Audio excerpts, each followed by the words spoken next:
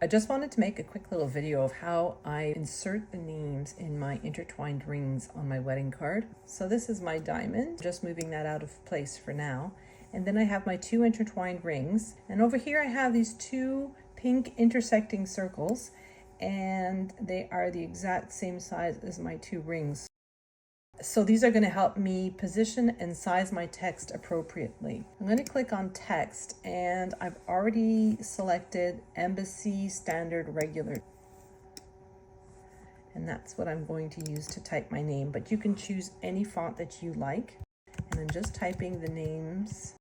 I'm going to position them over my guide, and I find them much too long, so I'm going to reduce the size. A little bit more maybe. I want my text wide enough so that the first letter and the last letter are going to be overlapping my rings. And then I'm going to select my guide and my words, and I'm clicking align and then center. And so that positions them so that they're centered on the rings. Now that I have it positioned, I'm going to group everything, and I'm going to position this over my rings like so. So my guides are positioned over my ring, and so that automatically means that my names are centered on my ring. So on my layers panel, I'm going to into group and ungroup, so that way my names and my two guide circles are separate. I'm going to take the names John and Elizabeth, and I'm going to go to offset, and I'm going to create a very, very thin offset. So let's say about 0.56, yeah, that's about right. And then I'm going to click on apply. And then I'm going to select the offset, and I'm going to select my ring pieces, and I am going to slice. And then I'm going to go into my layers panel and just delete all the little bits that I've just sliced out.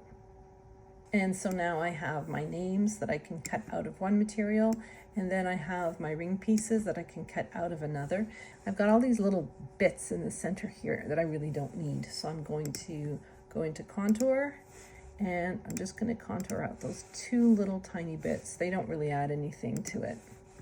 It still looks good without them, and it's just going to be difficult to get them exactly right. So now that I've created my ring set, I'm going to pretend I'm putting this on a card. So let's say 5 inches.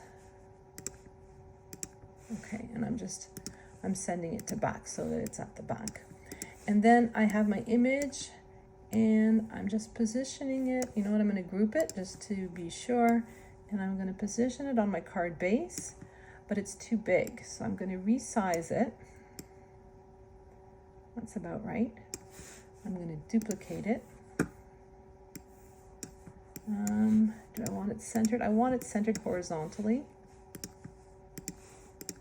And that's pretty much where I want to position it on my card base. So I have my original image here, and I have my duplicate on the card. I'm going to ungroup it. I'm going to delete the John and Elizabeth part, and then I'm going to go into my image, and I'm going to delete that diamond part. This is just to make it a little bit easier for me. So my diamond part is gone. And then I'm going to go into operation and click on score. And then I'm going to attach.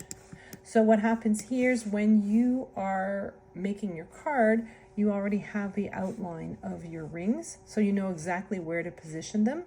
And then it'll also make it easier. Let's say you want to position your text first before your rings. Those score lines are going to help you and guide you into the exact right positioning.